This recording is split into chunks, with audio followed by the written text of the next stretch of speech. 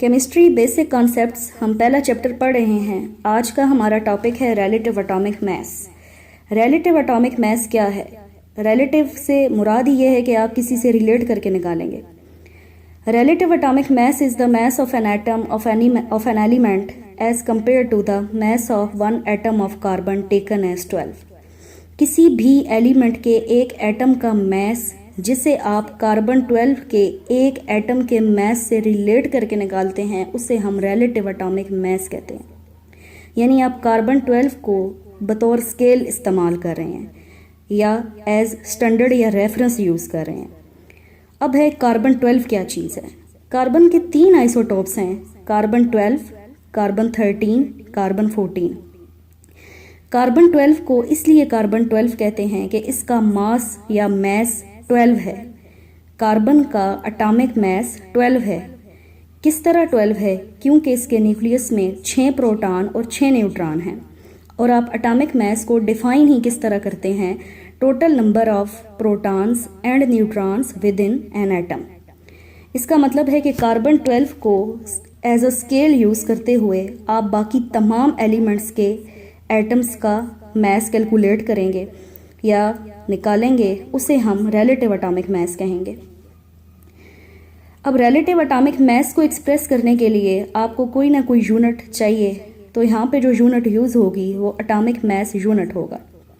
Atomic mass unit carbon 12 के एक atom के मास के 1/12 है। यानी आपके पास कार्बन 12 का एक एटम हो, ठीक है, और आप उसको 1/12 कर दें तो जितना आंसर आपके पास आएगा वो एक एटॉमिक मास यूनिट होगा।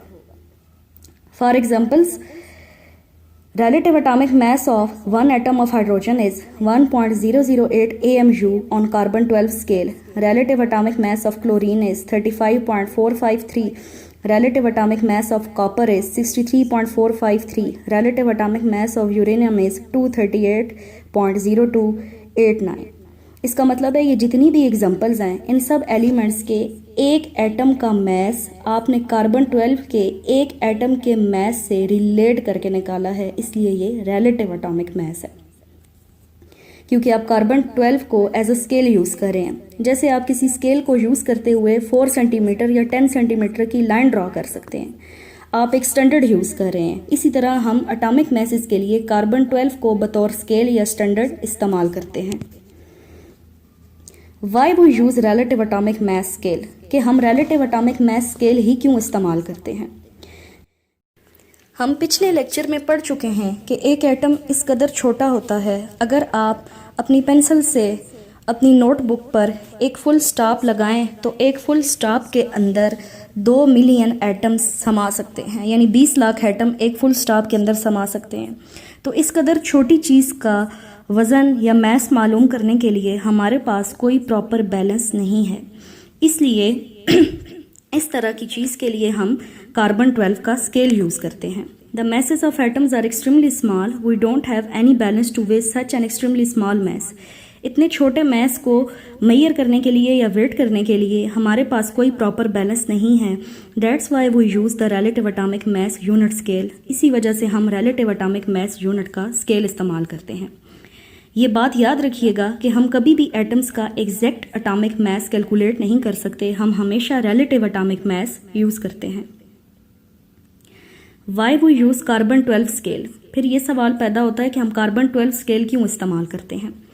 Carbon 12 scale is used as standard while measuring the atomic masses because no other nuclides other than carbon 12 have exactly whole number masses in this scale. Reason ये है कि किसी भी और एटम के nucleus में जो total number of protons and neutrons है, यानी जो उनका सम है, वो होल नंबर में नहीं आता। सिर्फ कार्बन 12 का जो मास है पूरा 12 है, ठीक है, ये पूरा होल नंबर में आता है। इसी वजह से हम कार्बन 12 को स्केल इस्तेमाल करते हैं।